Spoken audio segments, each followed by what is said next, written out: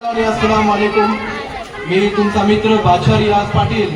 या ठिकाणी या मंचावर येण्यामागचं सर्वात महत्त्वाचं कारण म्हणजे हेच की आपल्या गावातील जिल्हा परिषद प्राथमिक शाळा ही ती शाळा आहे ज्या शाळेने जे आहे या शाळेमध्ये जे मी शिक्षण घेतलं, माझे पणजोबा, माझे आजोबा, माझे बाबा, आम्ही सगळेजणांनी जे याच शाळेमध्ये जे आपले शिक्षण घेतलेलं आहे, माझे भाऊ सुद्धा याच शाळेमध्ये शिकले, काका सगळेजणांचं याच शाळेमध्ये जे शिक्षण झालेलं आहे। आणि लोक म्हणतात की जिल्हा परिषद मध्ये शिकल्यानंतर माणूस काय करू शकतो।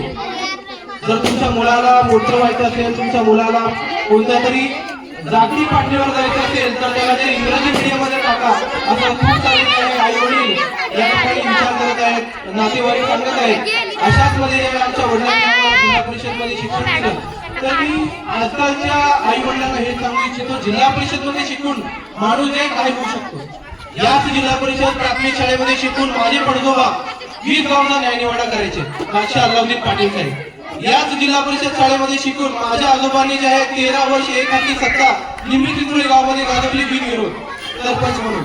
याच जिल्हा परिषद प्राथमिक शाळेमध्ये शिकून माझे बाबा तालुक्याचे पहिले इंजिनियर झाले, ऑटोमोबाईल इंजिनियर। याच जिल्हा परिषद शाळेमध्ये शिकून माझ्या बाबांनी जे आहे कोण बनेगा करोडपती मराठीमध्ये जाऊन 25 लाख रुपयाचं बक्षीस जिंकलं आणि लिंबी चिंचोली गावचं नाव जे आहे संपूर्ण जगामध्ये जे मोठं केलं। याच जिल्हा परिषद प्राथमिक शाळेमध्ये शिकून माझ्या आजोबांनी जे थर्मॅट कंपनीमध्ये पुण्यामध्ये जे आहे यशाचा पद जे भूषवलं। याच जिल्हा परिषद प्राथमिक शाळेमध्ये शिकून मी बादशाह रियाज पाटील आज संपूर्ण जे महाराष्ट्रामध्ये असू दे, भारतामध्ये असू दे, सगळी लोक जे मला पत्रकार म्हणून ओळखतात। याच जिल्हा परिषद प्राथमिक शाळेमध्ये शिकून माझा लहान भाऊ जिशान पाटील आज पुण्यामध्ये जे साईट इंजिनियर म्हणून काम करतोय। तर ही जिल्हा परिषद प्राथमिक शाळा जी आहे तुम्हाला काय पण बोलू शकते, तुमच्यामध्ये ती जिद्द पाहिजे, पालकांमध्ये ती जिद्द पाहिजे। मी सुद्धा प्रण घेतलेला आहे, माझी सुद्धा जेव्हा संतान होईल, जेव्हा मला सुद्धा एक लेक होईल, मुलगी होईल, मुलगा होईल, जे कुणी होईल त्याला सुद्धा मी जिल्हा परिषदेमध्ये शिकवणार।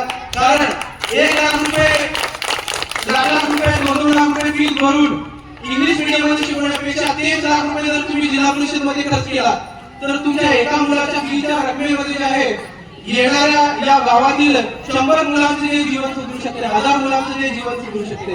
जे लाख रुपये तुम्ही वर्षाला त्या इंग्लिश मीडियम मध्ये टाकणार आहात तेच 1 लाख रुपये जर तुम्ही या जिल्हा परिषद शाळेवर खर्च केला तर त्या 1 लाख मध्ये जे 1000 मुलांचे जे जीवन सुधरू शकते।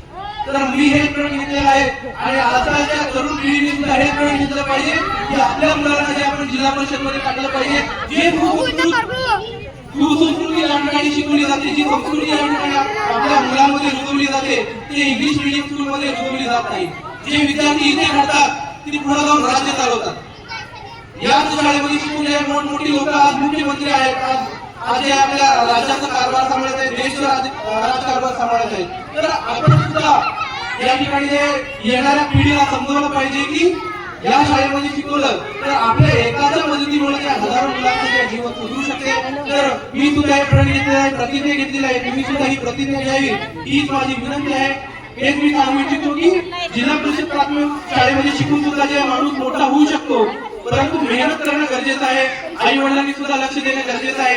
इंग्लिश मीडियम मध्ये जरी टाकला तुम्ही तिचं पण तुम्हाला लक्ष द्यावं लागतं तुमच्या दाम्पत्याकडे। त्या प्रकारे जे तुम्ही जर लक्ष मराठी मीडियम मध्ये शिकून दिला तर त्यामध्ये सुद्धा तुमचा मुलगा पुढे जाऊ शकतो, एक्सेल करू शकतो। आणि आपण या ठिकाणी आज बघत आहोत अशा प्रकारे जिल्हा परिषदचे विद्यार्थी जे तालुका लेवल पर्यंत, जिल्हा लेवल पर्यंत लिंबी चिंचोली गावचे विद्यार्थी जात आहेत। या ठिकाणचे शिक्षक मेहनत करत आहेत तर विद्यार्थी पण मेहनत करत आहेत आणि पालकांनी सुद्धा मेहनत करावी अशी माझी विनंती आहे। असे म्हणून मी माझे 2 शब्द संपवतो। जय हिंद, जय महाराष्ट्र, धन्यवाद।